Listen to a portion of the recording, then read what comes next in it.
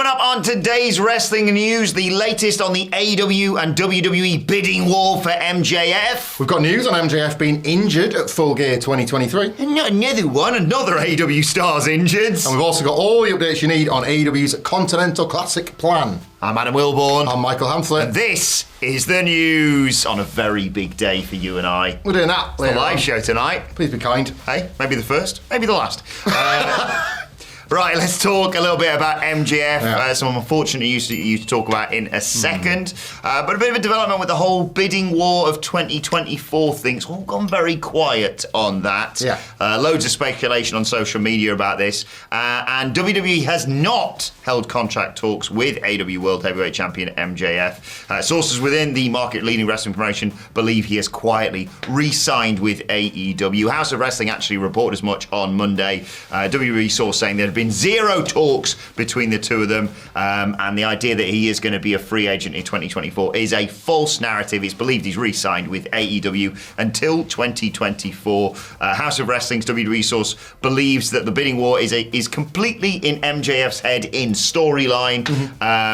Hence why they've just kind of stopped mentioning it really on television, because in reality he's there for another 3, or I suppose technically it's 2023 now, 4 years. MJF did bring up his contractual situation with Sports Illustrated in an interview, saying Tony Khan is definitely trying his hardest to keep me here. There are a lot of things about AEW that I like, but there's also a lot of things about WWE that I like. What I'm most interested in is money. And I think that may have actually featured possibly in his contract talks, the option of potentially going to WWE to quite rightly increase the money he was getting paid by AEW. But I think, the sincere lack of references to it beyond the odd casual one in an interview makes me assume as well that he's going to be there for a few more years. Yeah, like WWE saying false narrative is one thing, but it feels if you're watching week to week that it's barely a visible one. Like, it's one thing for MJF to talk about his contract in interviews, and why would you not? If there's still speculation, or indeed you are still in talks with Tony Khan, why not try and get your price as high as you possibly can? But on television, it's never really tracked as a babyface, and to be honest, I don't think the idea in 2023 tracks as a storytelling method. Like, if you think back in 2021, 2022, when he first started bringing this up, AEW could kind of do no wrong. WWE looked like a nightmarish place to be. Yeah. All the traffic was one way, and it was wrestlers dying to be part of this like new upstart promotion. CM Punk and MJF having that promo joust where Punk said, look, if you want to go and work that stupendous buy one, get one free big stadium, you've got every right to do so. All of that just simply doesn't scan the way the landscape is right now, not least with MJF as a babyface. He's a guy wearing that AEW world title with pride, isn't he? If he then just comes out and says, yeah, love the belt, loved everything I've done, it's been a fantastic year, we'll see you later, guys. I don't know if that really works, so I can see why they've backpedaled on that a little bit. I hope MJF's got that bag, as the kids say. I hope he's getting everything that he's worth from Tony Khan, if he has indeed. Most important guy in AEW by a mile right now. I think so. A lot of people would disagree, and in fact want this jump. I don't think that divide's going to close anytime soon. No. But it looks as if he's got that deal, and more power to him, I say. And more power to him physically as well, because he's currently suffering the consequences of that bruising Full Gear match at the weekend. He needed his hip to be, quote, popped back in. Wrestling is insane. After wrestling Jay White, of course, in the main event of the pay-per-view, Wrestle Purists were the one that came through this. MJF actually spoke during the scrum about the pain he was in. Of course, he was in tears. I'm not sure how much of that was a work, based on what we've heard about his physical condition. It was, unsurprisingly, apparently occurred when he went off the top rope with that elbow through Jay White, but not through a table, because the table was already broken. Oh, God, I forgot about that spot. You kind of have to admire his commitment to the bit there. For those that missed it, Jay White was thrown onto the table for MJF to do the, I suppose, the Shane McMahon elbow, but the table collapsed, and MJF was like, we're going to do it anyway, and just flung himself Cactus Jack style to the concrete floor and Jay White's upper body. Shift your hip about 3 inches to the right. That sort of thing. Yeah. MJF isn't expected to miss any television time. We had Sean Ross Sapp come through to corroborate the report as well. Double source that he is indeed was indeed injured. And ultimately this is perhaps MJF being a victim of the schedule he is choosing to keep at the moment as well. He wrestled twice on Sunday. It's the third pay-per-view in a row that he's wrestled on the pre-show and the main card. Obviously the main event was all about the injury to the leg that he was selling, but the real ones are going to start to stack up too when you go as hard as he is going. He's a one-time match with Omega recently that went long. Controversial figure, MJF, at the moment, and I think, regardless of where you stand on his creative and the direction of AEW, the physical toll that he's putting himself through. Quite ironic considering the character's modus operandi for all those years. But in 2023, he's put his body to his young body, but his body to the test. I am baffled, and I'm not just saying this because he's my best friend, at the hate for MJF right now. He is one of the best things and has been in AEW since the company's inception for me. And like you say, he's trying his hardest more than he ever has before now. And let's be honest, bad creative or bad booking is the reason why things are going wrong, not MJF himself, in my opinion. Which, for balance, obviously, a lot of the words out there that he has, has a lot of control over it. But certainly physically, I don't think anyone can deny that the shift he's been putting in and now apparently suffering the consequences. And I guarantee if he did leave in 2023, or 2024, I should say, you would feel that void massively. I think so. AEW. You thought it was bad losing CM Punk? I think the comments are going to start a shoot fight with us over this, but have it out in the comments, but be nice. Be nice, but I don't think they're going to be very nice to us, because I don't think that's the general consensus. No, but little islands here. The good news is that MJF is going to have a friend next to him in the hospital bed.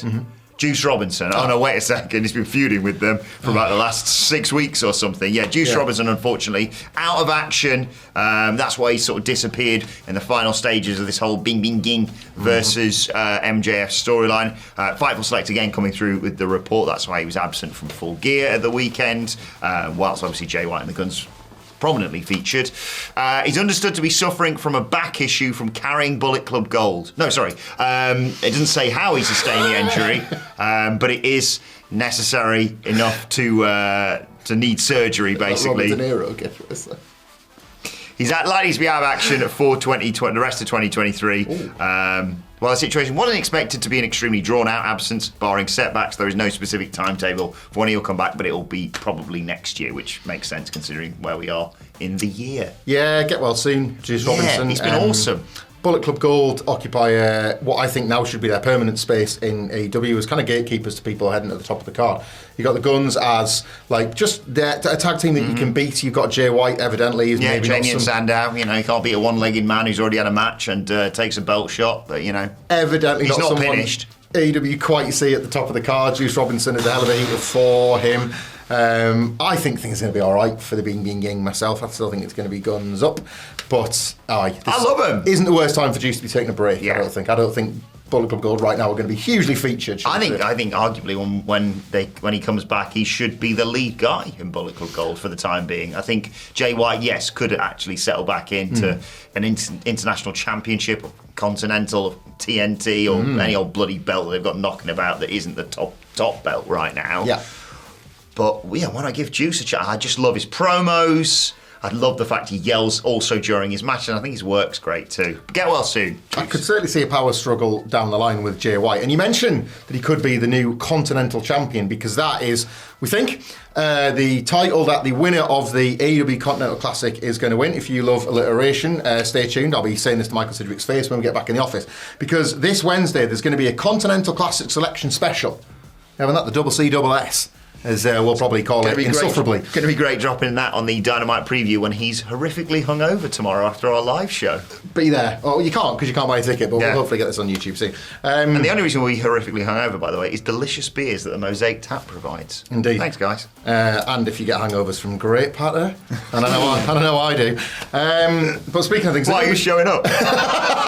Speaking of things that are going to be great, it's the Continental Classic Selection Special. It probably hasn't escaped your notice that the Continental Classic starts this Wednesday on Dynamite, but we know so few of the entrants. Eddie Kingston with his 2 belts, along with the gold, along with Mark Briscoe and Andrade El Idolo, join initial member Bryan Danielson. But the rest of the field is still to be filled. That's 12 more slots that are available. While Tony Khan and Tony Schiavone are going to do a control center type thing on YouTube. They're going to go through all the entrants. They're probably going to clear up a few questions that Kingston laid out in his promo about when the belts are going to be on the line. It's round robin rather than single elimination. So their version of the G1 in it, basically. Yeah, theoretically you could like win, lose or draw matches, but Kingston has said he's going to put this belt on the line in every match, and it's going to be a triple crown, a modern pro wrestling triple crown they called it at the end. Bit weird, bit confusing. I imagine Tony Khan and Tony Schiavone will clear a lot of this up and announce matches for this Wednesday's Dynamite. It starts this week. Yeah. So it's not just going to be more names, it's going to be the first matches, the first contests. I could well see the next, 3 or 4 weeks of Dynamite and Collision predominantly be all Continental Classic. You don't need to tell too many stories beyond wins, losses and points, and I don't hate that. No, I think it's going to be a nice breath of fresh air within AEW. It does kind of feel like, I mentioned this on our Full Gear review yesterday, it does kind of feel like a This Morning competition, where it's like, not only can you win a holiday, you also win £5,000 cash and this Honda Accord. Does that mean if, like, you know, the seeding with brackets sometime, does that mean that, like, Phil and Holly would jump the queue? Because they've kind of got history there, haven't they? They've got previous. Quickly moving on, as we are paid shills of AEW, Tony Khan has allowed us to pick the next 2 competitors in Continental Classic. Official this. Right, yep. Unless it's QT Marshall, then we can put it back in. You know. Oh, I've got 2 here, so I'm going to pick the best of the bunch. Okay. That's a good start. And that is a disaster. Oh, yeah. So we're going to go with Darby Allin. And Powerhouse Hobbs. Fresh from climbing Mount Everest and fresh from slamming wrestling's Mount Everest through a car. Strong entries. Hey, got no wrong there, Tony. We've looked half decent bracket, haven't we? A bit of help. Check out the podcast for more. You're welcome. As well as training up Will Ospreay.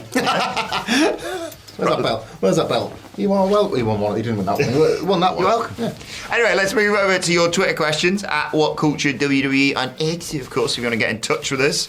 Dad Bloop gives us our first question today. Well, more of a pitch, and I'd love to know your thoughts on this one. I believe that the devil is the individuals that originally helped MJF get the chip to win the world title. Like Stokely is the devil and all the others are the masked individuals. They are taking everyone out that's helping MJF because they did and got burned for it. I haven't heard that theory before. No, and that was a really weird payoff. Do you remember MJF and John Moxley as babyfaces fighting them off together in the pre-Full Gear angle where people were like, oh, is MJF taking his licks? And that was just Can they coexist? That was just him splitting from the firm, wasn't it? The thing with the devil, right, we have debates on the podcast, you can listen wherever you get them, on Apple Podcasts, Spotify and all those places, about how much people really care about this. Like myself, I'm a bit more into it because of the Gabbo effect. Who's in the mask? I want to see. Sidgwick has correctly pointed out that, like, well, it's just not that hot. But a lot of people are speculating. I think that counts for something. The problem is that all of these outcomes, all of these, well, I think Adam Cole could be the devil. I personally have got this like little Don Callis theory. Yeah, I think Cole right now. I don't think that's a wild theory. None of them are like, oh my God. Yeah. And that is where I can kind of see the criticism towards this devil. I think it's really fun to speculate, and a wrestling mystery is always great. But there doesn't feel like there's anyone just yet that's making people stop and just go, oh my God, that's it. And what's the strategy here? What's the end goal? There's like, I've even seen murmurings of Richard Holiday, MJF's friend from MLW, and now a known free agent that has got this sort of like to link it to the Black Scorpion, and that's bad form. But the Black Scorpion was all, I'm body repair Sting, and then it was like, we got anyone? No, we'll stick Ric Flair in there. Like Richard Holiday would fill that like role as somebody that's like from MJF's past. Tony Khan could buy Madonna's Holiday for his entrance music. So another Dizzy Rascal. Another successful Dudley Boys booking, I think. Tick, tick, tick.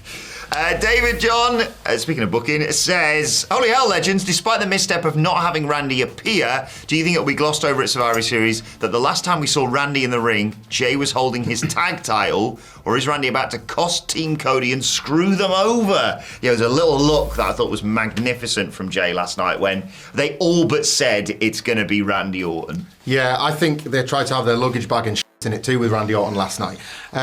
What you had was obviously pretty much the announcement that he's coming. Yeah. Without having to give the visual of him returning away, and instead you had the Jey Uso tease, which I thought was super effective. Basically, it was them saying, it's not CM Punk, guys. And that was the other point. You can't send people into, and I feel like there's another question coming on this, you can't send people into this PLE, let's say, psychopathically obsessed with the idea that the Punk is going to be making his return. So you kind of gave everything you needed to without revealing Orton himself. And this Jey Uso thing, I really love it. Oh. It's almost funny, though, at this point, is that, like, just like when Jey came to Raw and Drew was like, hang on a second. Like, another person's coming back and Jey's like, oh, Jesus, there's somebody. We beat up so many people. Like, the fact that they can keep returning it this well. Basically, Jey Uso, the nicest of the bunch, having to wear the scars of all the Bloodline's crimes. Yeah. great this, and they're going to have to presumably stand together in that cage, or Jey Uso's going to volunteer to start the match because he's like, I'll cross that bridge. I'd rather get my ass handed to me for 20 minutes. I'll cross that bridge when I come to it. So yeah, like I like that drama. People are now going to, it wasn't a subtle thing. You were instructed to look at Jey Uso's reaction. Yeah. You get to have that moment on Saturday, and indeed get the pop. Like, people are excited about Orton's returns. Yeah, 3 things. Number 1, well done WWE for finally booking the right who gets the advantage in War Games thing. Who knew? Number 2, if you're doing that, is it Ruffles? Vote for the heels to get the advantage in the women's War Games match, but I suppose that's them going, that wasn't our call. We wanted the heels, but you the fans. Yeah. Put your money where your effing mouth is, I believe. And I did like the fact that they acknowledged that Sami Zayn didn't just go, probably get Randy Orton if we can. He did say, we'd like to get people from SmackDown, and then he made a call and said, no go, because Kevin Owens is suspended. So they're actually, guys, really low ball, but they're thinking about things. I think so. Fair rules. And speaking of things we're all thinking about, Sahil Dayanand. Sahil, apologies if I got your surname wrong there.